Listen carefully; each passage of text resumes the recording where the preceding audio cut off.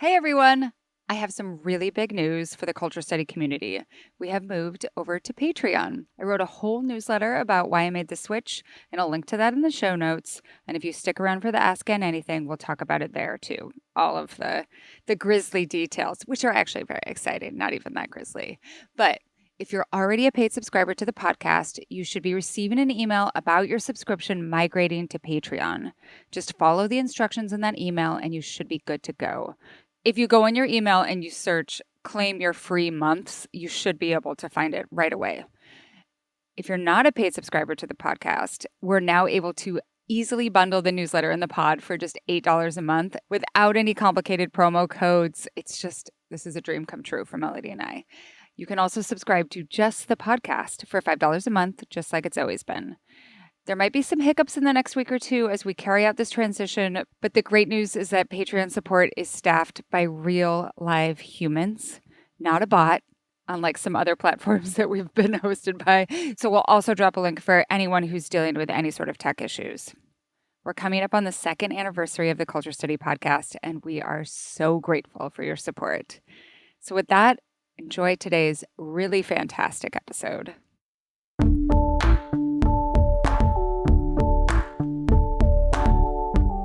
This is the Culture Study Podcast, and I'm Anne Helen Peterson. And I'm Amanda Uhle. I'm author of the memoir Destroy This House, which is about my very outlandish and sometimes wonderful parents. My mom was a hoarder, and my father was a schemer. And I wrote this book to memorialize them and celebrate them in a way.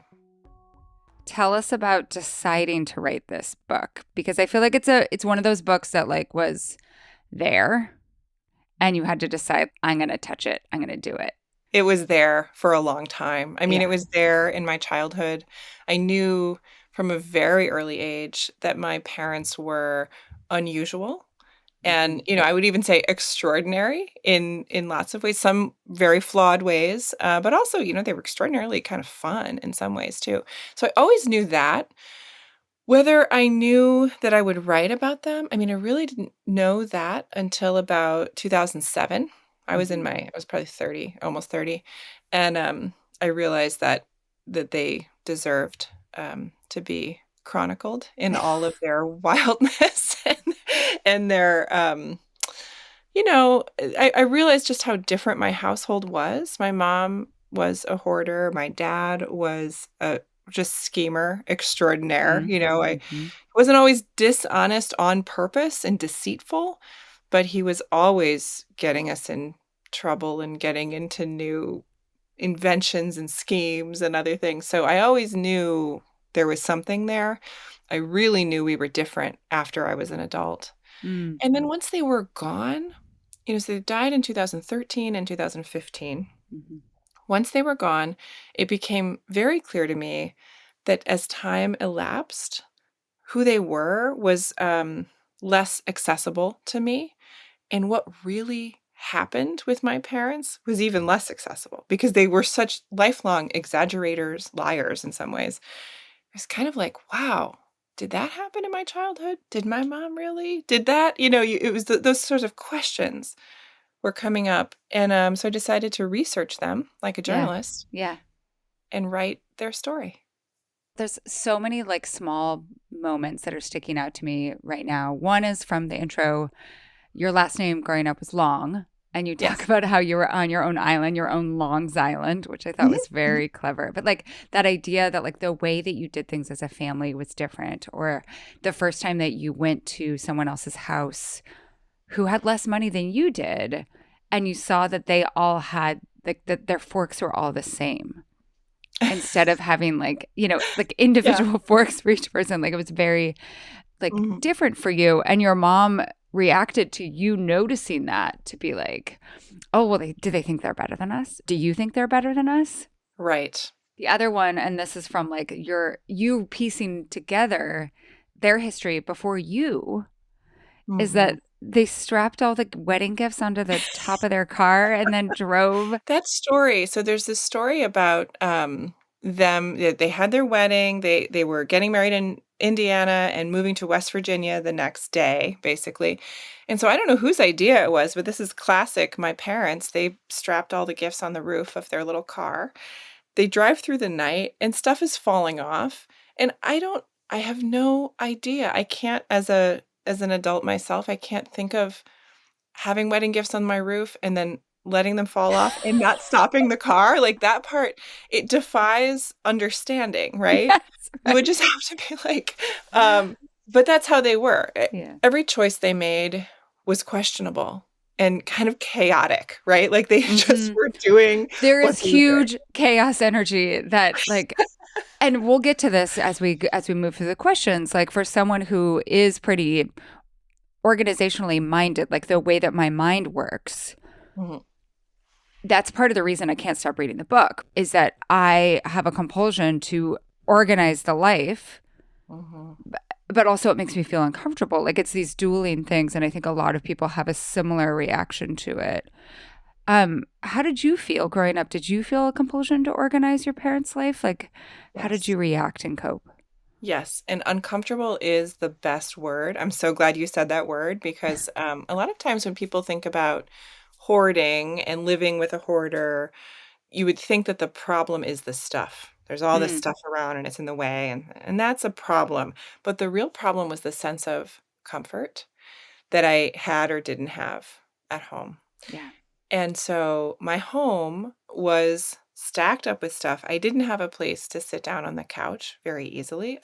When it was mealtime, there was nowhere to sit at the table. There were bags of fabric and clothes underneath, the dining table, so I couldn't even take my plate there, and it was uncomfortable. It was sort of always uncomfortable, in that background way.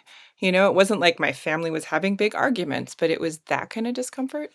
And then I did feel a need to organize it because in your sort of young head, you're like, well, if this stuff weren't here, I would have an easier time and we would be comfortable and happy. I actually did endeavor to do a big organization. The summer I turned 16. This Wow. this sounds like so nerdy, right? The summer I turned 16, we moved. We were in a new house. There were boxes and boxes and boxes and bags of groceries that we'd been carrying around like house to house for probably 10 years at that point. And I thought I would help by putting them away and organizing them in our basement. This is in suburban Detroit. And it really felt like this was my big chance to like contribute to our family and organize. And I spent weeks in the basement. I even built like a plywood shelf and I was putting cans of, peas and dehydrated potato boxes and everything else on these shelves. And it was not met with, um, I will say, any gratitude. It was very uncomfortable for my mom at that Hmm. point because that was not what she wanted to have Yeah. happen. Yeah. That's the thing is that, like, from all of the reading that I've done, it's like, it's not, you can't fix it. No, Like, others can't you fix just it. can't. And that for a 16-year-old, it feels very lonely. And remind me, did you have siblings? I did actually. I had a brother. So, yeah, he was about 4.5 years. He is about 4.5 years younger than me. Ah. But I think everyone knows how some parenting can be very gendered. And obviously, people are different too, right? But, my parents saw their daughter as their fixer, Hmm. helper, caretaker in ways that they never saw their son that way. And we're going to get to some of the difficulties of being an adult, dealing with your Mhm. parents that are also adults, Mhm. and Mhm. the parentification too, just in general, like how this happens. But I think this is a good place for us to segue into the questions. Your memoir covers so much, but we're going to focus more on hoarding and just thinking more broadly about hoarding. We have very culture study style questions that are going to be guiding us through this. So Sure. this is not a like, we're not, no one is expected to provide like clinician style answers here. We're just going to be thinking through some of these ideas because I think people have developed over the course of the last 20 years as hoarding has become, I think, much more visible in American Mhm. culture in particular. I think there have been like ways that we've come to understand it that I think sometimes are pretty narrow and sometimes can be a little bit more expansive. But this first question Yeah. is going to be, it's going to take us way back. Again, Okay. classic culture study question. And this comes from Rachel, and Melody's going to read it. I'm an archaeologist. I study communities in Britain and Ireland from 4,000 years ago. Archaeologists use the term hoard to refer to caches of objects that are buried together, often away from settlements as community events. In some ways, this is almost the opposite of a hoarder's practice of surrounding themselves with stuff in their home and living amongst it. Yet it's clear there is a connection. In both cases, the hoarders believe their accumulation of stuff is doing something. They do it for a reason. It would be easy to tell a predictable story here of a shift from community hoarding in public places to personal hoarding within individual houses. But it also strikes me that there is a deeper story about emotive relationships with things themselves and how varied these are for people today. What drives some people to connect differently with their things? Maybe we can start here with, how do you think your mom connected with her things? Yeah. Well, in my mom's case, so what she was hoarding was a lot of food was a big part of it, and clothing, and then also fabric because she was a fashion designer and really talented seamstress. So I think like on the fabric and clothing side, Mm-hmm. a lot of that was about her identity. It was about a time in her life. She was doing this hoarding, of course, when she was in her like 30s, 40s, 50s, and onward. But she was, I would say, thinking back to a time when she was young and bold and creative and had a more exciting, life. Yeah. And that was comforting to her to Yep. think about that and to think about having choices of what to wear and the possibility that she could sew anything. And then with the food, it's tempting to think that there is a use. I heard something in those questions about the usefulness of Yep. things. Yeah. And I really did believe for so long that why my mom was hoarding food is that she was like a preparedness thing. Yep. What if we need it? Right. This is decades before we all lived through a pandemic and kind of did need to stockpile food a little bit. But I thought that that was kind of what was behind my mom's hoarding of food. But as it turns out, she didn't want to use it. She never really wanted to use that food, all the canned goods, all the extra food that we had in our house. It was so hard for her to use it up. What she wanted was to have it. Right. It made her feel better. And same with the clothing. She mostly didn't make the projects that she bought the fabric and the patterns and the stuff for. It was Yep. comforting to her to have it as Yep. like a future Potential. opportunity. Yeah, Potential. but the potential. Did she grow up? What was like? Was her life precarious growing up? I think that's sometimes the very like armchair psychologist understanding of wanting stuff is like it's a Yeah. reaction to not having enough stuff. They lived in a rural setting, which you could kind of understand the food thing that way. Um, they lived modestly, Mm-hmm. but they were not, I never heard about them really being poor. Mm-hmm. And I don't think that she was insecure for food or clothes or anything else Yeah. growing up. Yeah. Although, there's another era and she wasn't rich. Mm-hmm. But yeah, I don't see that as a driving factor. Although again, it feels like I think we're always trying to figure out the reasons Yep. and pin some sort of like, here's the story. Yep. Here's why this woman had this hard time. I don't know. And Yeah. I don't think it was that. Yeah, it's so interesting because I always think in my like the way my family narrativizes my great aunt's hoarding Mhm. was that she was made responsible for her family during the Great Depression Mhm. at a young age. So she was parentified when she was a teenager and Yeah. like made responsible for all the domestic stuff. And then as she grew up, then she just like, would buy the sale sheets at Dillard's and then never get rid of them ever again. Right. Yes. And I think that like that's an easy explanation for there was a lot more going on with my great aunt Bernie Yeah. than just Clearly. that. Right. Right? Like there are some other complicated psychological things that are happening, but sometimes we love to like grasp at like, well, she grew up in the Depression and people from the Depression hoard. or have hoarding Right. tendencies. Right. And I really don't think that's true. I think we all know plenty of people who grew up in the Depression, or Right. we have known them, and they're not hoarders. Right. So it is something particular that begins to take hold in people. I mean, I always say this, but it's mysterious. Every person is mysterious and why they behave in the way they do.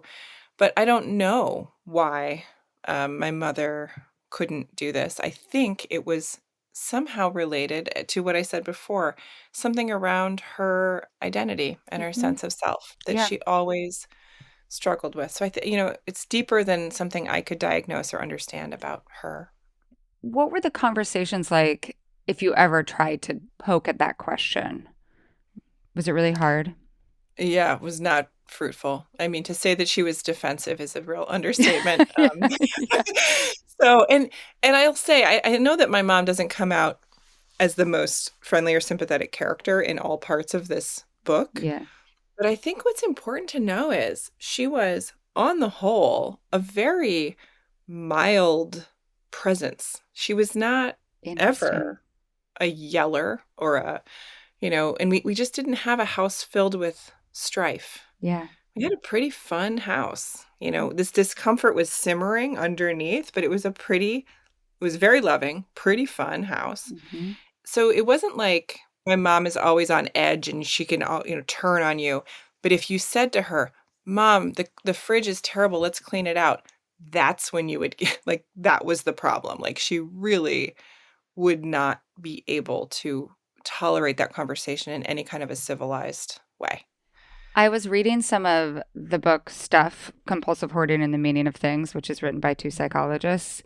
Mhm. And one of the things that they point out is that a lot of people who have hoarding tendencies, they are totally fine in their spaces Mhm. when it's just them. And it's when they feel surveilled in some way that they feel the shame that they don't want to feel shame about it. Like they think that like what they're doing is totally normal, but when someone else makes them feel shame about the thing that they're doing through presence or through surveillance or through pointing out, let's do something about the fridge, that's when you get those reactions. Totally, and I think that if my mom lived all by herself, which she did at the end of her life, it was almost like she couldn't see it, Yeah. but I know she could see it because she needed it. She needed all that Yep. stuff around her. But Right. it was perfectly fine. It was not uncomfortable for her to live like that. At the end of her life, she slept on a bed that she never changed the sheets on, that was stacked. It was a king-size bed, and it was stacked 2 feet tall with clothes on hangers, bags of things, and she just had a little spot where she would sleep, and that was fine. Yep. It was like You know? it was cozy to her. Yeah. Yeah. It was totally fine with her. Yeah. And it was so not fine with me. To see Yeah. her that way was utterly heartbreaking. I didn't Mm. want her to live that way. I don't wanna live that way. Right. But it was irreconcilable, right? It was just like, this is how she's comfortable. This is not comfortable for me, but Yeah.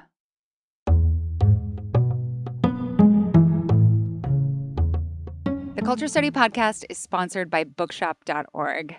Here at Culture Study, we are big fans of bookshop.org and have been fans for a really long time because where you shop for books, it actually does matter. When you purchase from bookshop.org, you're supporting more than 2,400 local independent bookstores around the country, including mine, local to me here in Bellingham, ensuring they'll continue to foster culture, curiosity, and a love of reading for generations to come.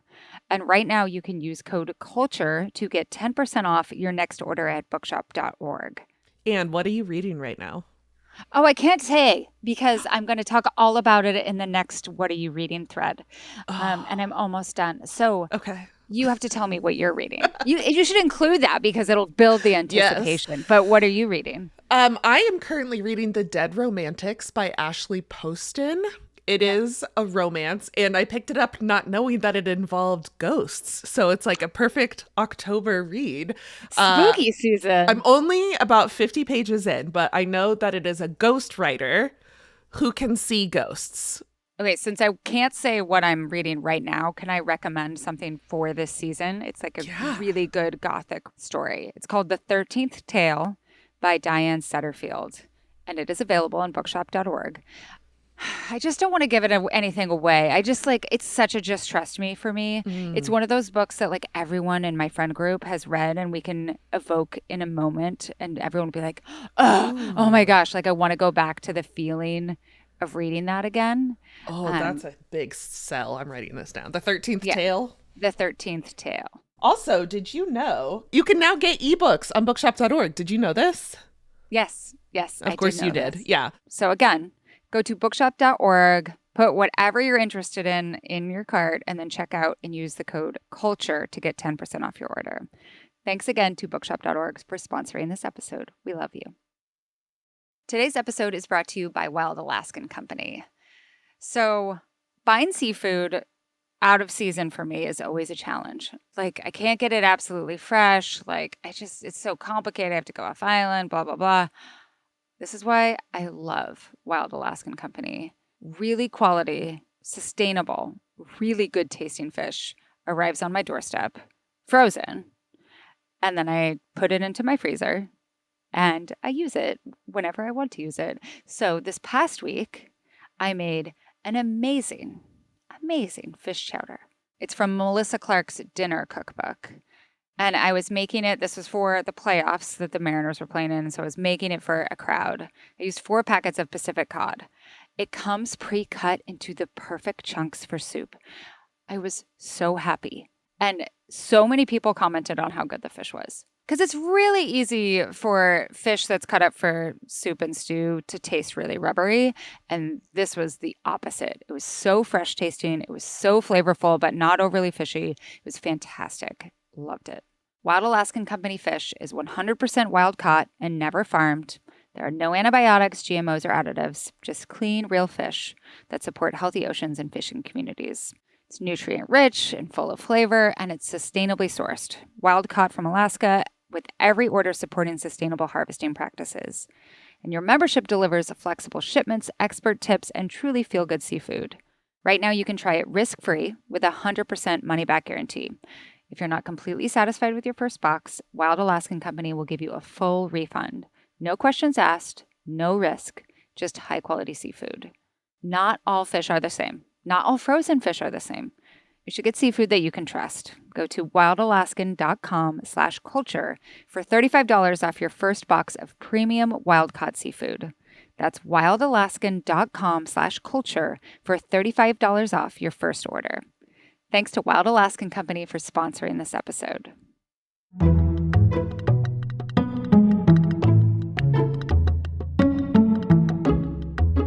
Okay, now we're going to delve into this difference that I think a lot of people try to parse in themselves and in other people around them between collecting and hoarding. And when does something become a problem?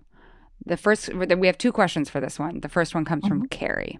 I think it would be interesting to look at hoarding using the sociology of deviance, such as how representations of hoarders and hoarding function to position hoarders as social quote-unquote deviants and thus regulate and define quote-unquote normal consumptive behavior.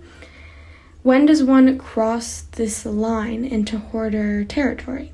What types of consumption or overconsumption are labeled as hoarding? And who can be a hoarder? And then we have this question from Daylin. How do you distinguish between collecting and hoarding? Is collecting just the socially acceptable framework in capitalism? Does it have to do with cleanliness or class? Let's delve into that line between collecting and hoarding, and then I think we can get into the sociology of deviance. So, how do you think about that? Like, how did you think about it with your mom? How do you think about it in your own, like, any sort of collecting behaviors? Yeah, I'm just curious. Yeah, well, I think, as someone who has lived in a house where there was hoarding, and I currently live in a house where there's collecting, it's very different. I mean, it couldn't be more different, I think, in my experience anyway.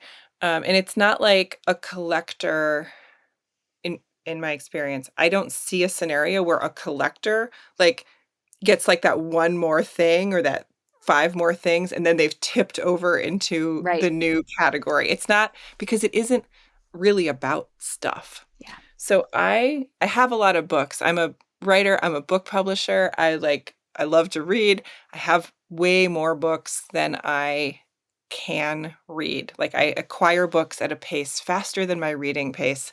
And I love books and I have some first editions and I have a lot of books. But my books don't get in the way of my relationships with the people I love, and they don't get in the way of me living Yeah. in a normal way, you Yeah. know? Yeah. I have enough room for the books that I have. And I will say we lived in a house that was quite a bit smaller up until the pandemic. We were a pandemic move family because it Yeah. started to feel tight. But in those final years that we ended up living in this smaller place, I had greatly slowed my acquisition of books to match the space I lived in because Right. I was like, well, this is not sustainable. So I'm going to get rid of books more quickly after I read them or be a little slower to acquire them. We moved to a little bigger house. I started buying more books again, but I own that. And my husband actually is a record collector. And Yeah. so I also live with a whole lot of vinyl records in our attic, and I love them. Those records give him unparalleled joy, Yes. and it's his hobby. He has a radio show. It's great. They're not in our way. Yeah. They're not they don't interrupt our lives. Part of like what I'm hearing first of all is that the items give you joy. And I think that's Mhm. actually a difference because I think Mhm. sometimes people who are hoarding, it's not exactly joy. I think that's right. Yeah. It's necessity. I mean, it Yes. wasn't my mom's case. She couldn't Yes. live without all this stuff. Yes. Or memory, right? Or like like an appendage of self. And when you think of something as part of your extension of who you are, your identity, that doesn't necessarily mean that it's joyful. Like I don't think of my toenail as giving me joy, but it does feel essential to me. And Right. then the other thing that I've read about as like pretty straightforward is organization. Collectors organize. I think that's true. I don't know if that's fully true, but you're right. I think that collectors, if nothing else, have a way to hone in on the item in their collection that Yeah. they want to access at any given time, even if it's not Yeah. super organized or librarian-like. And that's okay too.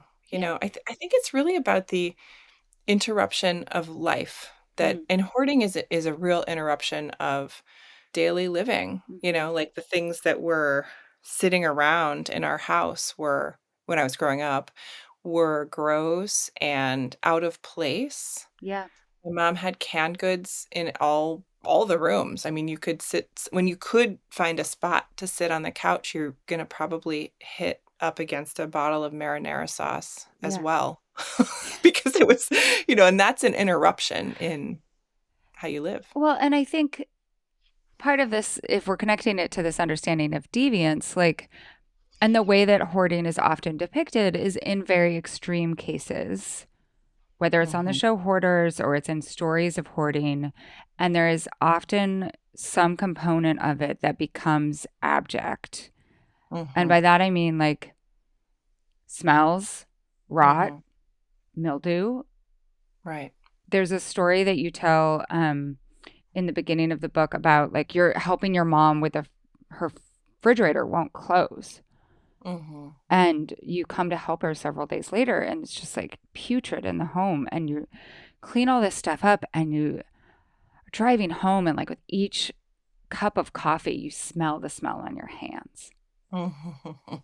And it's like an incredibly evocative piece of writing that also, I think, creates this feeling of disgust. And I think that's what, like, oftentimes, like, what makes it deviant is that it's not respecting our understanding of, like, what in modern society, how people should live in a clean way.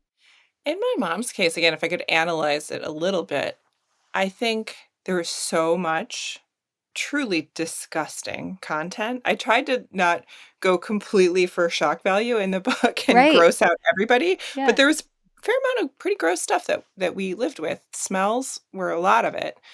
But in a weird way, it was almost like I could see my mom being like, "Well, this is me. This is my true self, and I'm vile and disgusting and smelly and awful, and this is like my stuff. Do you still love me?" Right. Like, is it still is all this grossness, are you going to take the full package of me? Yeah. And I feel like that was a little bit of her. That's the deviance, right? It's sort of like an almost misbehaving. It's like how a teenager, will rebel. And what they're doing is they're checking to see if you're going to stick around. And I think it's that same trip, if I'm remembering this correctly, that you show up to do this and it took you a few days to get over there. You were like, Mom, you can have the super come and check on the refrigerator. And she's like, no, you need to do it. Don't you dare call the super. Mm-hmm. And you show up and she's showing you, she points you to like some items that are on the counter. And she has artfully displayed a book that's like basically what to do when your children are massive disappointments to you. That was the same day. That was a big day for us. Oh my God. Just like, I mean, some part of that is like Midwestern passive aggression, but part of it is just like she was inviting you. Mm-hmm. You had failed the test, essentially. I totally failed the test. Yeah, I totally failed because anything, me expressing disappointment in her grossness or the hoarding stuff was me really letting her down. She was wanting me to be her ally and in all of this, and her ally in really misbehavior. And I couldn't because it was too gross. And I felt like it was too hard to watch. It was hard to watch her in those sad circumstances. Yeah, I let her down for sure. Was your dad her ally? Oh, yes, always. And so this incident that we were just talking about happened during the something like year and a half between when my dad died and when my mom died. So there was this period of time that was very dark, which was my mom was really on her own. And she, except for me, but, my mom and dad together were the Bonnie and Clyde of the Midwest, right? Like they enabled each other, if you want to get pop psychology about it, but they really forgave each other in profound ways constantly. Yeah. Always stuck up for each other. And yeah, they were quite a pair together. I'm thinking of this memoir that I read earlier this year. It's called American Bulk, and the author is Emily Mester. The subtitle is Essays on Excess. And I thought that it was really interesting because her dad was a hoarder, but her dad was a rich hoarder. And so would just buy houses and fill them with like expensive electronics. Wow. And so it wasn't the same sort of like what we think of as objection because it wasn't smelly. Right. But it was still too much. And it sounds like it was interrupting their lives, right? Or it was just inconceivable to her, right? She's like, Dad, why? Like stop buying televisions or like ATVs and like pay attention to me. And that too, I think is part of it's like focus. Like where is the focus in our family? Yeah. And we had, I don't want to say we had issues, but there were plenty of things to do, parenting my brother and me and, my mom's job and everything else and her marriage. And it was hard to see her pour so much money, especially, but also time into this thing that she was obsessed with doing. Yeah. And, feel like, well, she barely ever like went to my high school I attended or knew what was happening. That's a little bit of a 90s thing, though. I think that more 90s, 80s, 90s parents were like, sure. oh, go to school. Like, I'm not going to think about it. But then didn't she also took pleasure in like this gets to sort of the deviance thing. This story is never going to leave me that like there was this person in your neighborhood or like in your community who had like a famous chili cook-off or like a chili, not a cook-off, a chili. It was like maybe a Super Bowl party. And it was like, bring anything you want. Just don't bring chili. And for 3 years, your mom brought chili. Of course she brought chili. Like, because the rules were don't bring chili. And so that's how my mom kind of got through the world. And I think she saw it as like distinguishing herself in some way, but like she couldn't do anything else but bring chili because she was told not to. So, you're supposed to bring a side dish to this party, but not my mom. I love the detail too that she brought it in her own crock pot. Oh yeah. And showed up and was like, can I plug this in? Like she, she was just going to do that. And I remember that trait in her. I remember when I was an adult having things like when I had a new baby and she would want to come visit all the time, I would say, okay, Mom, we'd love to see you. I'm free all weekend, but Saturday at 4, there's this other thing happening with whatever. So, and so when do you think she would come? Yeah. Saturday at 4. Like she just would do that. And it was like a button pushing thing. Yeah. But I think it was similar to what I was saying before about the hoarding being this part of her where she was like, well, I'm going to do something bad and see what happens. Do these people still welcome me? Am I Uh-huh. still, or are we going to have an argument? Yeah. Gosh. Okay, this next question is from Erin, and it's also thinking through this question of why we keep what we keep. So I'm about to sort through 12 years of paper stuff that I've kept. So many heavy boxes no one else cares about except for me. I would love to explore the psychology of why we keep hanging on to all of this stuff when we don't need it in the future. I suspect it's about time, wanting to honour the time, feeling a scarcity mindset about the time we have here on Earth, as if we lose the object that represents the time, we also lose the time that we invested in it. I'd also love to explore practical ways of sorting through the stuff mentally and physically. I don't necessarily want to go through page by page, but I also don't just want to light it all on fire. I'd love to be able to cut bits out and stick them somewhere fun to leaf through for memories. And then it becomes my hobby, preserving memories for the family, because if it was up to my husband, he would just light it all on fire. So I guess there's a few questions here around the psychological, the practical, and the gendered. Wow, there's so much happening in this question. And I think a lot of people, like millennial Gen X, can relate to it because now is the time when a lot of, like, if parents have passed or are downsizing, that your stuff is foisted upon you. Yeah. I had to do this 2 years ago. So it's in my recent memory.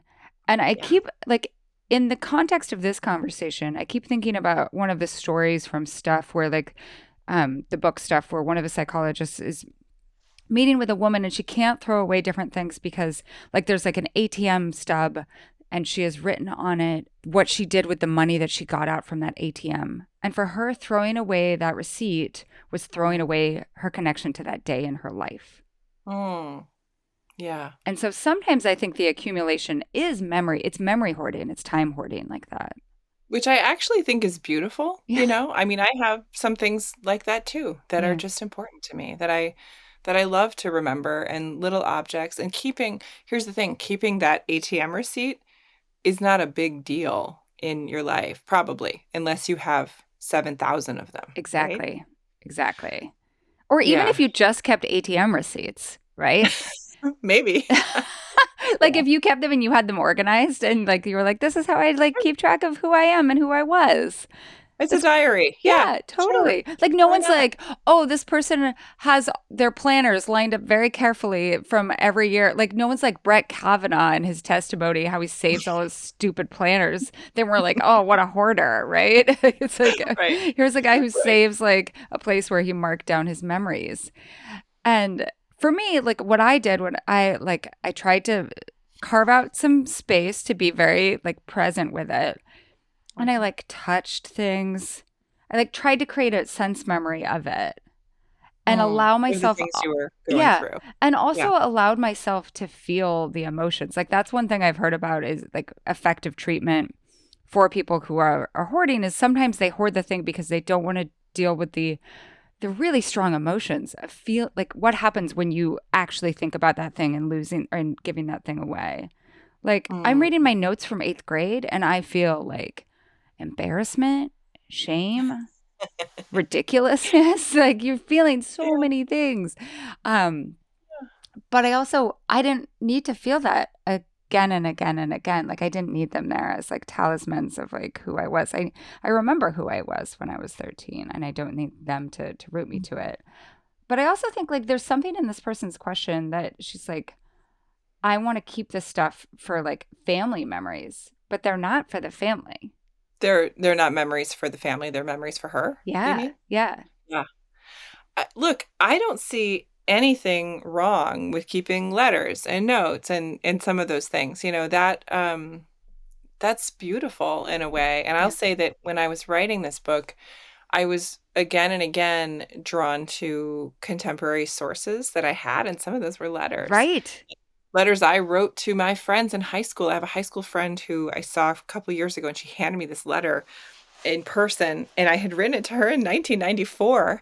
It had a great detail in it that made it to the book. And I love that stuff. That to me, those are Yeah. invaluable windows into who we were and what we cared about. And, so I'll never say you should shred your old letters. That's different.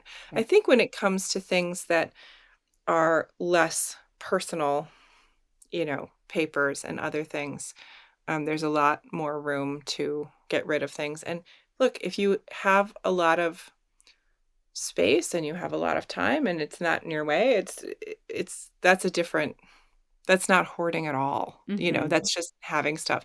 And I will say I tend to hang on to things because it's like I'm delaying the decision about let's get rid of it. Yeah. So in my office paperwork and this and that, I'll, print something out and work with it and then set it aside. And I don't necessarily recycle it that day because I haven't decided yet. Oh, maybe I want to go back to it. But, once a month, once every 2 months, you kind of go through things and you realize, okay, well, I'm glad I kept that around for a few weeks, but I'm done with it. Mhm. And so it's like being in that cycle of when you're going to get rid of things is healthy, I think. And it's not essential to do it like every minute. Be like, am I using this? Am I using this right now? If not, get rid of it. Like that's weird too. That's as weird as hanging on to stuff forever. Yeah, well, and I think that though takes executive function to sit and be like, I do or I don't need this. Yeah. And that I think is sometimes what is really difficult to people who accumulate a lot of things is that you have to make that decision, that very clear decision in your mind, I do or I don't need this. Yeah, moving on. It's that Yeah. thing, which you do have to do sometimes. You have to just like go through your stuff and be like, do I need this? Is this, important for any reason now? But that whole process of decision making, I think is common, necessary. I think we all either do it or need to, but it's not the pathology of hoarding, which is like, it's out of the question that I'm going to get rid of this stuff or use it Right. because it's this comfort security blanket for Right. me. Comes back to the appendage feeling for sure. Mhm, mhm. Okay, this next question gets more into the gendered labor part of this, which I do want to touch on a little bit. This comes from Tessa, and Melody's going to read it. In the past 10 years or so, with the rise of organizational content on social media, I feel like the Overton window on what constitutes hoarding has shifted, with a trend toward extreme organization making even minimal clutter seem unacceptable. As someone who has always leaned towards having fewer things, clean surfaces, and organized belongings, even I am feeling the social pressure to make even my most utilitarian areas pretty all the time. What is the differentiator between clutter and hoarding? It seems like this should be fairly objective, but instead we seem to see it fluctuating over time. And to what extent is this, like so much of internet culture, totally gendered, with men lacking total awareness and women taking on the burden of meeting societal expectations? What does this make you think of? This is like two distinct topics, I think, Yeah. in here. The trend online and wherever, in the trend in our culture to be clutter-free and tidy. We can give Marie Kondo some credit because she did a lot for that, which is great. I think she does great work, actually. But it also, to me, it reminds me a lot of our digital culture and like the way things have changed. So when I was a kid and I was in school, I brought home essays I wrote and papers and whatever homework and crafts, and my mom kept them or not. Funnily enough, she didn't keep that much of that kind of stuff. So we have some of it, but not a lot. Interesting. Now my daughter is in school now. She's in high school now. I don't actually get papers back. I get sometimes a PDF of her report card, right? Ah, Her papers are online. Her school life is on the internet. and it'll be there forever maybe or never. But the tangibleness of the stuff that we kind of like go through and need, same with photos. I have photos, packs and packs of photo prints from like the drive-through photo mat in the Yep. 80s and Yep. 90s. I use those for the book. All my photos of my daughter are on my phone, right? Because she was born in 2009. Yep. So the stuff, I think physical stuff has started to feel really extraneous. And the further we get into this like digital world, the more it's like, well, everything is on like a tablet and you don't need Yeah. books. You need ebooks, all that kind of. So that's to me where some of this has come from, not to sound like an old person, but No, I think so. And like it reminds me of how I don't know what to do with the holiday cards from my friends after the holiday has passed. Because it feels like weird to throw them in the garbage. But also, my mom used to put everyone's holiday cards into our photo albums. oh, And so like it would just be like there'd be like Christmas photos of us and then all the holiday cards. And I think she was, remembering what other people in our lives had sent us and that sort of thing. But also like it was a way to almost like venerate or at least preserve that like the connections that you had with others. But this whole understanding too that like having stuff on a counter is somehow like sloppy. mm-hmm. Mm-hmm. You know? Anything on a counter. Yeah. Yeah. Besides like a vase with one flower in it or something. Well, I mean, the fact is, like, I use my kitchen. I cook dinner I know, at least exactly. 5 or 6 nights a week, if not 7. So I actually have to have some things on my counter. Yes. And I'm not a dirty person, and I'm not a hoarder or a really cluttered person. But yeah, the aesthetic of having just like that pure white space and nothing else is it's kind of as weird as having my mom's kitchen counter, which you couldn't find 6 square inches, anywhere Yeah. on. No, it's like, is this an Airbnb? Is this like a corporate rental apartment? Like the almost like scrubbing personality from the space in a way. That somehow like even a family photo, like you should not have too many family photos or like family photos on the fridge, like all of these things. It's like you're always ready to list your house the next day or something. Right. And I do think it's an overcorrection. Yeah, and also, we could get the gendered component of this like stuff at like I think sometimes people are like, oh, these women just acquire all these things. And I'm like, the most cluttered spaces I've ever been in is like a man's shop, Yeah. Right. I think that's true, right? But just like everything else, women are kind of expected to, if whether or not they're causing the problem, they're kind of expected to gloss over it and make it make the space, make whatever palatable for everybody else. And we were talking about books earlier and accumulating books. And we did an episode a little while ago about book culture. And there's a trend on TikTok now critiquing women for overconsumption of books. Really? Both in terms of they're spending too much time reading, but also they're buying too many special editions. Mm-hmm. And we had a pretty interesting conversation about how like quote unquote overconsumption is really only a problem when women do it. Oh, right. Right. Men can they can do what they want. I guess that's well established.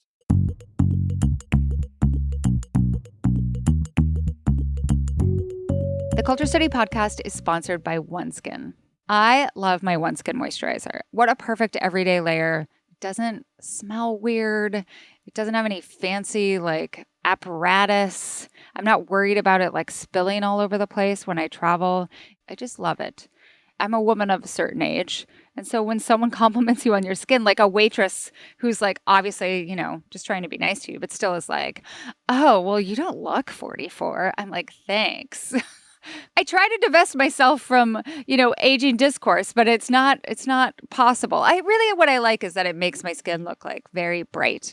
I don't care about wrinkles. I just care about like feeling like my skin doesn't look like a desert. And that's what a really good moisturizer like OneSkin's can do. The thing that makes OneSkin special is their patented OS1 peptide. This is the first ingredient proven to target senescent cells, which is the root cause of wrinkles and crepiness and loss of elasticity. These results have been validated in 5 different clinical studies, and customers consistently rave about how their skin is smoother, firmer, and healthier looking, with results that get better over time. It's also certified safe for sensitive skin, and their products are free from over 1,500 harsh or irritating ingredients. All of OneSkin's products are designed to layer seamlessly. I use the moisturizer and then I put the eye cream over, or replace multiple steps in your routine, making skin health easier and smarter at every age. Born from over 10 years of longevity research, OneSkin's OS1 peptide is proven to target the cells that cause the visible signs of aging, helping you unlock your healthiest skin and hair now and as you age. For a limited time, try OneSkin with 15% off using code CULTURE at oneskin.co. That's 15% off oneskin.co with code CULTURE. After you purchase, they'll ask you where you heard about them, so please support our show and tell them that we sent you. Today's episode is sponsored by Jones Road Beauty. I was so excited when we got the opportunity to do this ad because I have been using Jones Road Miracle Balm for like 3 years. What I do is you just take your fingers and you just rub them in there like, I don't know, like it's finger paint. Doesn't feel like finger paint, but that's the motion. And then you rub them on your cheeks. That's what I do. And sometimes I put them on my eyelids.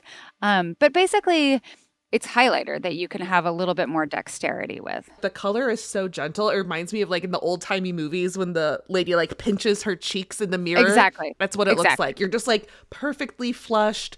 But for me, it doesn't look like I'm wearing like a thick powder or cream on just my bare skin. I, too, most days, I just wake up and I put on my moisturizer and my tinted sunscreen. And then I put on my Jones Road on my cheeks and like maybe a little bit of mascara. And that makes me feel like I'm ready to go on camera with you on this podcast. So you're saying I should keep my palette at my desk. No, but I love it for that particular thing. And then I also use it when I'm using a little bit more makeup too. So here are some things that I think we should note just for people who are also Jones Road curious. It nourishes your skin instead of clogging or caking. Really does look and feel very natural. So if that's the look you're going for, like I really can't recommend this enough. And they also have more than just their Miracle Balm. They have a full lineup of effortless skin first staples like Just Enough Tinted Moisturizer, I should try that, which hides redness, looks natural, and feels like nothing on your skin. Jones Road Beauty is modern day makeup that's clean, strategic, and multifunctional for effortless routines. For a limited time, our listeners are getting a free cool gloss on their first purchase when they use code CULTURE at checkout. So just head to jonesroadbeauty.com and use code CULTURE at checkout.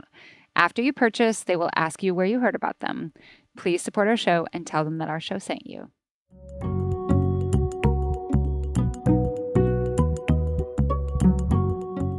So this last part of the episode, we're going to hear from a couple of people. And these are like, I wanted to be careful about not making too many of these questions focus on this. But a lot of them were like, I don't know what to do with someone who has these behaviors in my life. And so obviously we're not going to solve anyone's problem, but maybe just provide some empathy. So this first question comes from Brianna. I grew up in a hoarder house where both my mother and father could not get rid of anything. Our garage was filled floor to ceiling with every tool on earth that you could possibly think of. Different parts for all of our cars, random pieces of old and broken furniture. My mother would stack boxes of tiles she found at a garage sale for that one day that we might eventually change out the flooring in the bathroom, or different clothes that she'd collected from thrift stores throughout her life to make sure we always had something for a Halloween costume. While this impacted my childhood more than anything else, I refused to let people come over. I lied about my home constantly being under construction for a remodel. The biggest impact was on my adult self. I hate keeping anything, and I will donate or recycle or toss any item I no longer need. This includes the crates of old schoolwork, Barbies, trolls, clothes that my mother keeps dropping off because she's, quote, saved them for me. So my question is this: how do I navigate telling her that I don't want these items? They have no value to me. When I donated my Barbies to a family friend, she was devastated. She doesn't know that her china went to the Assistance League, but she keeps bringing more. What do I do? So this reminds me actually of like where we started this conversation, and it's that her mom has a different relationship to these things than she does. Yeah, I mean, these were the sorts of conversations that I was just, they felt intractable. They felt like I could never get out of or reach a successful place with my mom where we were both happy. Either I was unhappy because she kept throwing stuff my way, or she was unhappy because I wouldn't accept it. Yeah. So there is no easy answer here, but I do think like there's a way to reframe it in your head with empathy. It's not your problem, right? So you can say, I wish I could help you with this stuff, but I can't. So if you're, and you can say, it's sort of like setting a boundary, I guess, but if you're determined to bring stuff to me, then I have to take responsibility for doing whatever I want with it, which might be throwing it away. Yeah. So you don't have to give it to me, but I can't, I'm not responsible. And then the worst thing you have to do is just donate it or throw it away. Well, and that's how I was thinking of a reframe is like, you were actually a conduit for her actually getting rid of some of the stuff that's in her house. She's not thinking of it that way necessarily, or at least consciously, but you don't have to tell her. And also, I mean, I think maybe she does have to tell her, because it sounds like a situation where she will be asked later, check on the stuff. This? I gave you this. Where is it? Yeah. And so I think you can make it really clear to the person, I don't have room. I don't have interest. I'm not going to be able to take and use your stuff. And I think people who are hoarders, who are giving stuff to family members or whatever, it's usually because they feel sort of guilty on some level. Like, well, I have all this stuff. I bought all these clothes, and now I want to see them used or see them appreciated. And that's what you can't take responsibility for, is using it yourself or being responsible for assuaging that guilt. Like, you just have to be like, well, don't bring it to me. Or if you're going to, then there's a good chance I'm going to get rid of it. Do you feel like that focus, though? Like, I think in some ways you might think that, oh, I gave it to like a family friend, like for another daughter to enjoy this, right? Like these Barbies are having a life of use. But is there a connection to the stuff that it needs to like stay where she wants it to be? Like she wants to determine the place where it goes, like that sort of ownership? It's totally about control. Yeah. If my mom ever gave me something and I gave it to somebody else, it was not, that was not a welcome development. I would not say that that's what she wanted me to do with it. Yeah. So yeah, that makes sense. Whereas I'm always trying to find like the stuff that I no longer have use for whatever reason. I'm like, where can this be rehomed? Where will have maximum utility? And I struggle with like not having a place, not being able to recycle something, or like something has been used so much that like I can't figure out. And I don't want to give junk, like in the whole thing about people just showing up to Goodwill with just piles of junk. And like, that's not Goodwill's job to sort through your junk. Oh no. But like, so it's an interesting line. Okay, this other one, this also, I just want this person to feel like they're seen. So this question comes from Carly. I can't believe you're doing an episode on hoarding. I've been wanting this from my main podcasts because the info feels so bleak to navigate alone. I'm a child of hoarders, but have only been able to say that out loud or even to myself for a few years. For that reason, a lot of the questions I have still feel desperate and personal. So I'm mostly writing in to say, thanks for covering this topic. I feel seen just through its existence. One thing I'm wondering is if your guest has any recommendations on connecting with personal support services from people that get it. Group support, one-on-one therapy. I haven't found one that clicks yet. I often feel similarities to people living with addicts in their lives because there's a level of delusion I'm constantly interacting with, as well as hope for the change. It is such a hidden and shame-filled situation in our family. I'm in a constant inner battle with myself to go no contact in a desperate attempt to provoke change, or to take a harm reduction approach and just maintain any relationship with my parents. It is nuts the way just the knowledge of how they live puts constant stress on me, even when I haven't been home in years. Best of luck with the episode. I hope I can work up the courage to listen when it comes out. I have so much to say. I have so much empathy for this person because it is how I felt, for a long time. And this sense of shame is profound, right? Because it's how you grow up and you live with these people and you just never want people to see how you live. I mean, that's how I felt when I was a teenager. I never had people over. And it's a lasting feeling that just, I would say, goes on and on. When I was an adult and I didn't, even before I was really taking care of them in the way that I did in the end, I still felt shame. I didn't feel like I could say, "Oh, my parents, they're these great people, they're doing this and that." I didn't even want to think about the way they live because it felt so dark, and so I felt so responsible just for allowing my parents to live in the squalor that they lived in.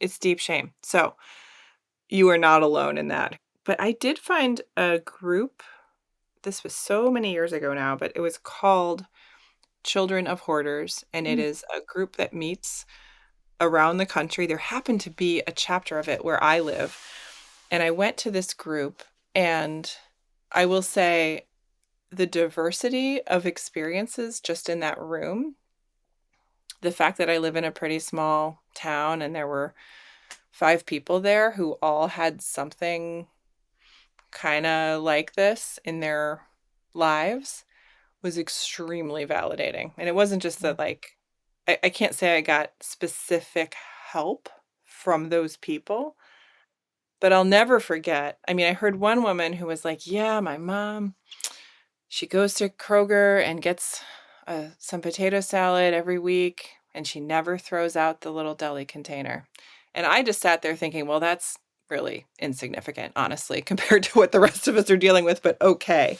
And another person spoke, and she said, "Well, my sister has filled her house so completely with stuff that she can no longer sleep in it, and she's sleeping in her car." Yeah. And then, when I heard that story, I was like, oh, well, that is so much more disruptive than what my parents are doing. So there is a continuum and a spectrum, and you don't know what's out there, but it's really worth it, I think, to hear other people's stories and understand that you don't know how other people are living or what they're dealing with. It's that alone is helpful.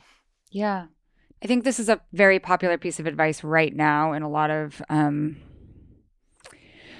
online advice and that sort of thing, is to just, like, I'm putting up a boundary. Like, I can't deal with it. Like, did that ever feel like an option to you? I had boundaries all the time that I was setting, but they weren't boundaries like, I'm not going to see you anymore, or I'm not going to take your phone calls. That kind of boundary, I think, probably is very helpful and necessary for some people. It wasn't, for me, that kind of thing, I think, would have felt far more problematic ultimately than helpful, just given the circumstances. Right. Family's different, but well, and I also think that like addiction, going no contact, like, it doesn't, if your goal is for a change in behavior, they can't, like, it doesn't matter how much they love you. This isn't about them not loving you or loving you. Like, you not being in contact with them, it's not a cudgel that can, like, change the way that their mind works and is connected to these things. Right. I think if anything, doing something like that at that level of extremity would have caused the hoarding to get worse, the passive aggressive stuff to get worse, the self-destruction to get worse. And that's not what I wanted, at all. So I simply had to say, I'm going to do what I can do. A boundary, as we talked about this earlier in the episode when I said I went to clean out my mom's freezer, which was overfull with stuff. She wanted me to drop everything on a Wednesday, leave work, leave my kid, whatever, and drive up there just over an hour. And I didn't, because I had a kindergartner and a full-time job, and she had other options. And I said, if it's not fixed by Saturday, I'll come up. Because that's what I could do, Right. So I think like everybody has to figure out it. And I felt like, I don't want to do it Saturday, but I will. I'm not going to leave work at 2:00 on a Wednesday because other people are counting on me. So, boundaries, all for it. But I think like going no contact it's a different thing. It wasn't for me. Mm-hmm. It is for some people. Did therapy help? Yeah. I mean, I don't want to seem like down on therapy, but it helped a little. It was a bad situation, you know? Yeah, yeah. I got through it. I had a great therapist. I only went to therapy for like a year-ish. And then honestly, when both my parents were gone, I felt like, okay. I mean, I felt good. I felt Yeah. I didn't feel like I wanted to talk about it anymore. I mean, I Yeah, know yeah, yeah. later I wrote a book, but No.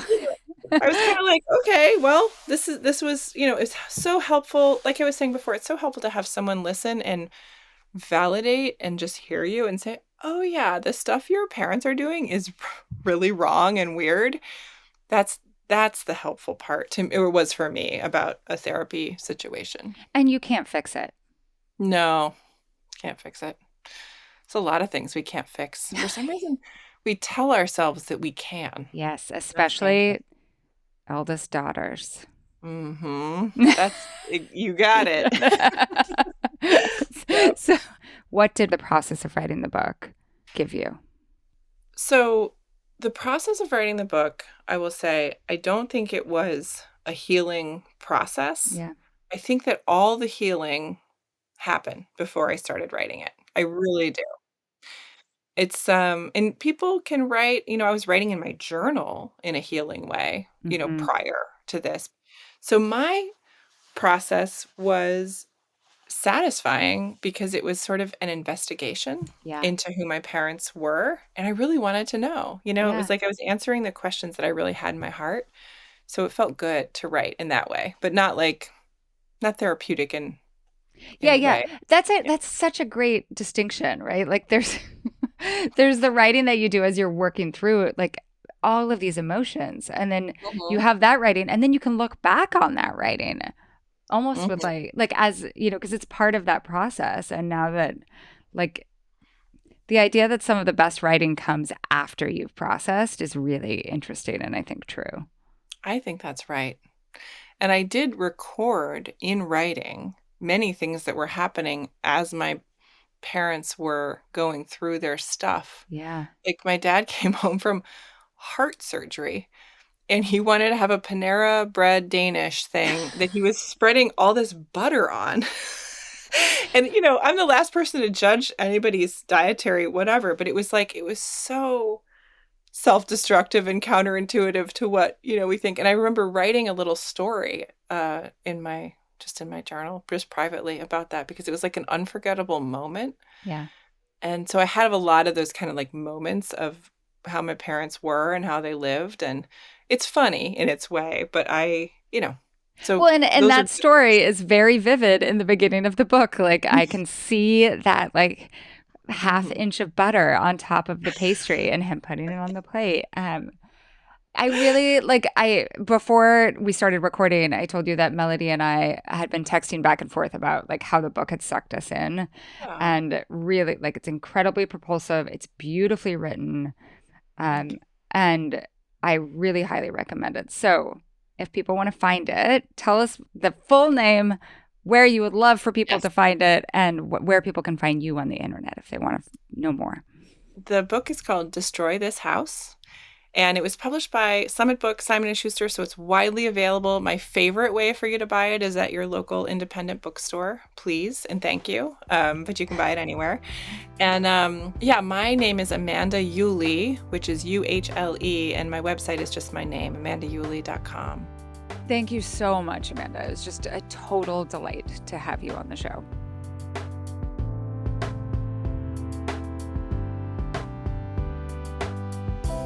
Welcome to Ask Anne Anything. This part of the show is usually just for paid subscribers, but today we are letting everyone in on it. I'm Melody Rowell, and for this episode, I'm going to ask Anne anything about the whole Patreon move. So, Anne, how are you? Well, first off, can I just say that everything in my head was that this was going to happen at 11 a.m. because when friend of the pod, Virginia Soulsmith, did her move a couple of weeks ago, that's when it happened to her. she lives on the East Coast. Uh-huh. So it happened at 8 a.m. And the person who was my main contact at Patreon was like texting back and forth with me at like 7:20. And I was like, yeah, I'll deal with that when I get back from my dog walk, and left without my phone for the dog walk. Got back at like 8:05 and she's like, are we good? And I'm like, oh no. But it all worked out. I didn't know what time it was going to happen, and I kept checking my email to see like the big announcement. And then when I didn't check my email for like 10 minutes, all of a sudden my Apple Watch started blowing up with notifications because I had downloaded the Patreon app and was getting every single subscriber and comment sent to my watch. So. I also had that at the beginning. It was not great. Yeah. We should say that we have worked for several weeks on orchestrating this move because we ported over everything that we had published, both in the newsletter and in the podcast. It also still, at least for the time being, lives over at Substack because we wanted to preserve some of those commenting threads and that sort of thing as a real resource to people who are subscribers. But there were I cannot tell you the Google Doc organization that was happening in terms of everything that I had to write, and like the email that would go out to people who were subscribers just to the newsletter, the email that would go out to people who were paid to the newsletter and free to the podcast, like just so many different iterations. It was a lot of work. And then the Patreon team worked really hard on figuring out how we could do this with a newsletter of culture studies size. Yeah. So just with the thousands and thousands of people who are moving over, there are bound to be just normal tech glitches. Some of them are Patreon's fault. Some of them are user error. And none of them are our fault, of course. None of them are my fault. Melody has zero blame. But I have answered my one email today. So we have been working really hard to try and figure out all of these small glitches. And I just have to emphasize that we tried to anticipate all of this stuff. We also learned a lot from watching other people make the move over the past month and try to implement a lot of those changes.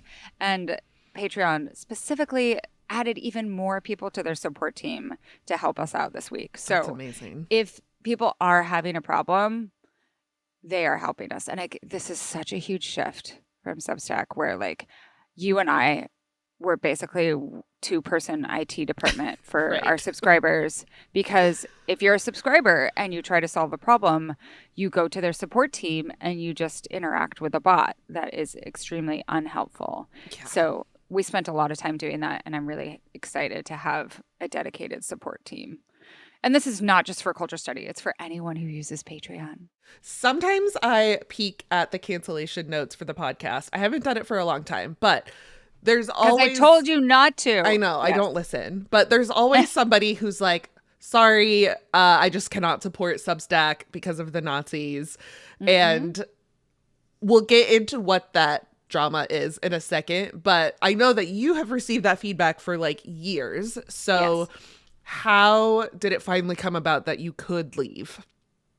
So I will say that if people want to read the very eloquent delineation of all of the reasons that we're leaving, it is on the Patreon page, and that will be free for everyone to read tomorrow. So, but the real thing was that I always was just like looking for a place that could do everything that Substack did and make it possible to move. Like I wanted to move, and I increasingly I talk about this in the post. Like I'm so frustrated with the way that Substack's platform has become enshittified and really turned into social media. And, whether it's to do with like not staffing support as a way to like work on how they can do better video, you know what I mean? Like, I'm like, I don't care about video. Give me like at least 2 people manning support, right? Yeah. And then like now if you go to the Notes app, like there's trending topics, like. Yeah. Yeah. So what do people like? Are people exaggerating when they're talking about Nazis? No, there are actual Nazis present on Substack. And that's just not a problem for them. For Substack. Yeah. Like my friend Casey Newton, like wrote about this several years ago about here are the Nazi accounts that we found. Substack, will you remedy this? If you don't remedy this, we're going to leave. And Casey did leave. And at the time, like, you and I were just starting out with the podcast. Like, you know, we were trying to think about what sustainable growth could look like. We were also just like, we didn't know if the podcast was going to work because we had come over from Work Appropriate and we're like, is this actually, like, can we make this work on Substack? We needed the integration with the existing audience on Substack. And Substack's co-owners, like the two head CEOs, like, they have been very clear about their belief, which is like a classic tech bro belief of people who have never actually been the targets of like violence or hate speech, right? That free speech like should live on the internet. And that means like virulent, unsubstantiated gossip, which you can see as like the number one Substack in the culture section. That is a particular type of writing that is practiced there. I bet I know what it is before I even won't go say look. the name. But it's also places that are saying essentially that like trans people shouldn't exist, right? Or like just stuff that is absolutely counter to the ethos of culture study. And I'm not saying that like any place will ever be like exactly in line with our politics. That's impossible. Yeah. But if you can find a place that draws a line in the sand, that is willing to draw a line in the sand, and Patreon is about that sort of speech on their platform, and not only facilitating others making money from it, but also them making money from that speech, like that's the line I want. And the other huge difference is that Patreon just now developed like a really robust newsletter capacity. Before, like, you could send notes to people who were on Patreon, but it wasn't anything like what I was doing at Substack. So when they first approached me, I was like, no, I don't, like, you guys, like, that's not a newsletter platform. Right. But they have become one, and specifically to make this sort of move possible. Yeah. What are you nervous about in this transition? Oh, there's going to be so much churn. Like, and we knew this. Yeah.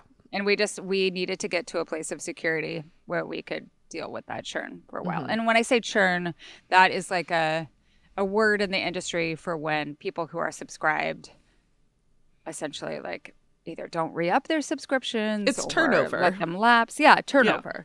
And there's so many reasons why churn can happen, even if like your customers are happy. Like the number one cause of churn is not people pissed off about something that we wrote or a podcast episode. It's credit cards expiring. Yep. So we have all the normal churn that just happens with any sort of subscription model, but we also have just the churn of asking people to come over to a new platform. Yeah. And I've been really happy to see there are a lot of people who are like, I understand this is a huge pain in the ass. And like, it's a momentary pain in the ass for me. And like, part of me is like annoyed that I have to learn a new platform, but it seems like the right thing. So I'm really happy. And I also understand people who are like, this is a pain in the ass. You know, like, it's not working exactly. Like, I can't just, it's not as easy for this person to just click on a link. Like they run into some difficulty. And I know that's annoying. That's not what anyone wants to do on their Wednesday morning. Totally.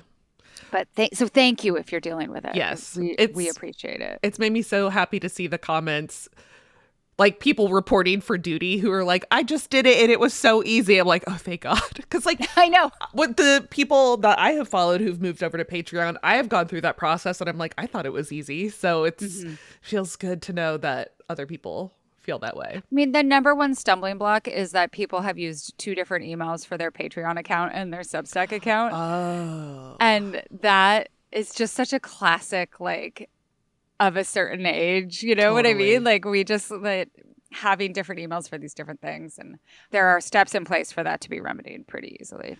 Okay, so that's what you're nervous about. What are you excited about? You know, I fear change just in general. But at the same time, I love change. It's just invigorating. Yeah. Like, you're starting, you know, obviously it's the same publication and like we're working with the same subscriber base and all that sort of thing. But like sometimes you just want a little bit of a new kick in the pants, right? Like, and I just feel this real creative surge. There's so many things I want to write about. People, if they haven't checked already, today's post that went out Wednesday, the same day as the podcast, something I know you're excited about, but it's about like the things I love about not having kids. Oh, hell yeah. I cannot Don't wait worry. to read that. Don't worry. It's for everyone. It's designed to just be like, okay, so here are some things. It's like, how do I put this? Sometimes I think that like there's this understanding that no one needs to talk about the good things about not having kids because it's just so obvious or something, right? When really what that means is that like no one talks about it. So if someone makes that decision, they feel like there's very few representations of what like life could look like. The only reason I felt pretty confident to be able to make that decision for myself was because of conversations I had with you, because I didn't have anybody else to talk to about it. I was the no kids lobby. Well, and that's the thing, is that statistically, most of us who don't have kids or are choosing not to have kids are surrounded by people with kids. Most of our friends have them, or are planning on having them. Right. There's like, so you're not supposed to talk about it because like it is rude to ask people about their reproductive decisions. But I also feel like, are people looking at me like, oh, she must want children so badly and she hasn't had them yet, you know? So I'm like, I want to talk about it. Ask me about it. But anyways, and this is, I'm spoiler alerting the post, but like one thing that I talk about in it is that at this point, at least in my no kids having journey, I kind of love having those uncomfortable conversations. Because people who ask, who are assuming you're going to be like, yeah, 2 kids or whatever, you're like, nope, no kids, also not married. It's great. And then they have to be like, oh, well, I mean, that's great too. You know, there's no wrong way to have a family. And you're like, no, I know. No, and I say this also in the post, but I especially love having those conversations with kids. Yeah. Because you can just be kind of like, almost like flippant and funny about it. Like you can be very straightforward. You're like, I didn't want one, and also it gives me more time to spend with you.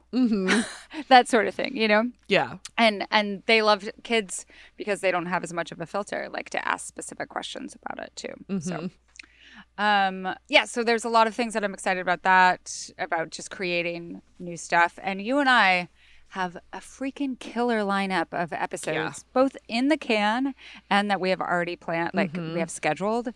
So what are you excited about on the podcasting side? Especially like you can get into the technical stuff here. Yeah. I mean, the behind the scenes stuff, the like uploading process is going to be so much easier. And that's so boring. But I also feel but it's like an actual like that's a reason for us to move, is to make our lives easier. And it's so exciting to have the podcast be living in the same place as the newsletter. I feel like the past couple of years that has just been a constant point of confusion of people being like, wait, I subscribe to the newsletter, why don't I get a podcast? And just like explaining that it doesn't actually make sense. Like it makes sense for you and me because that's how we handle the finances of it. But for everybody else, it doesn't really make sense. So I'm very excited that we have made that merge. And for people who didn't know, the reason we did that in the beginning was so that you and I could split the proceeds from the podcast straight down the middle. Yeah. And that if like, it just would have been very complicated to figure out how to do that on my existing Substack. Yeah. But it's very clean on Patreon. Yes. We're going to be able to parse like, okay, where is this income coming from specifically? Yeah. And then divide it. Yeah. And I'll also note here, especially since this is going to everyone, that one of the things that made us confident that we could make this move and like weather the churn is that we do have ads now for people who aren't paid. Yeah. And so the ad volume, like that's not going to change. And that allows us to have that like base income even with fluctuating subscribers. A cushion. So if you're not a subscriber and just a free subscriber, thanks for listening to the ads. We appreciate you. That is how you support the show. Yes. Like quite literally. You either give us your dollars or your time. Yes. And we appreciate both. Exactly. And you're going to hear us talk about all sorts of products that we just like 17 article lamps. And giant blankets. Giant comfy blankets. I'm sitting on mine right now. Yeah, so I think the last thing that I would say is, again, if you're having any problem with the transition, if something doesn't make sense, I mean, you can comment on this post. You can email me at AnnHelenPeterson@gmail. There's so many ways to find us, but we want to make this work for you and make it as painless as possible. So thank you again for weathering it. I would also say if you have feedback, there's a chance that we're already aware of it. Like there's some things that are different right now that we're hoping to fix on the horizon. So maybe give it like a week or two and then let us know, hey, I noticed this thing is different from what I have come to expect, and we'll add it to the list. Yes, absolutely. All right. Thank you, everyone. Thanks for listening to the Culture Study Podcast. Be sure to subscribe wherever you get your podcasts because we have so many great episodes in the works, and I promise you don't want to miss any of them. If you want to suggest a topic, ask a question about the culture that surrounds you, or submit a question for our subscriber-only advice time segment, go to our Google form at tinyurl.com/culturestudypod or check the show notes for a link. And if you want to support the show and get bonus content, head to patreon.com/culturestudy. It's $5 a month or $50 a year, and you'll get ad-free episodes, an exclusive advice time segment, and weekly discussion threads for each episode. The Culture Study Podcast is produced by me, Anne Helen Peterson, and Melody Rowell. Our music is by Poddington Bear. You can find me on Instagram at Anne Helen Peterson, Melody at Melodious47, and the show at Culture Study Pod.